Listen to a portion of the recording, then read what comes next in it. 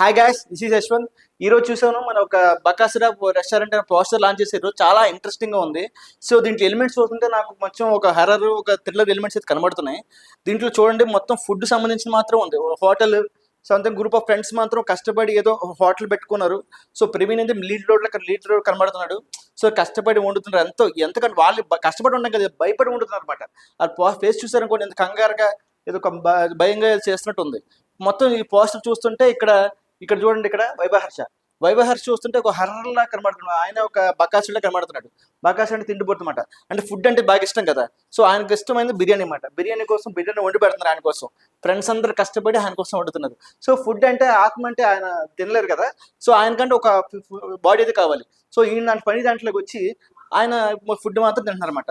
So వీళ్ళందరూ ఈ హౌస్లో, హర్రర్ హౌస్ అనుకుందాం.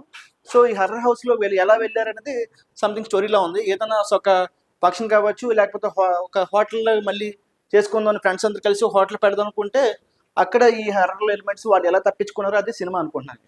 కానీ చాలా ఇంట్రెస్టింగ్ ఉంది. బక్కాసర్ రెస్టారెంట్కి, ఈ పోస్టర్ డిజైనింగ్కి, ఈ ఫేస్కి బాగా సెట్ అయింది. All the best.